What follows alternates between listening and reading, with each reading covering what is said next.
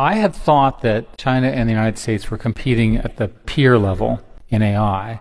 They're really doing something more different than I thought. They're not pursuing crazy AGI strategies, partly because of the hardware limitations that you put in place, but partly because the depth of their capital markets don't exist. They can't raise, based on a wing and a prayer, $100 million or RMB equivalent to build the data centers. They just can't do it. So the result is they're very focused on taking AI and applying it to everything.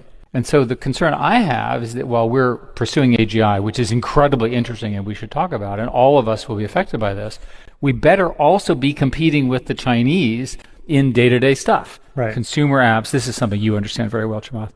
Consumer apps, robots, and so forth and so on. I saw all the Shanghai robotics companies, and these guys are attempting to do in robots what they've successfully done with electric vehicles. Their work ethic's incredible. They're well-funded. It's not the crazy valuations that we have in America. Right. They can't raise the capital, but they can win across that. The other thing the Chinese are doing, and I want to emphasize this as a major geopolitical issue, is that my own background is open source. In the audience, you all know open source means open code. Open weights means open training data. China is competing with open weights and open training data, and the US is largely and majority focused on closed weights, closed data. That means that the majority of the world, think of it as the Belt and Road Initiative, are going to use Chinese models and not American models.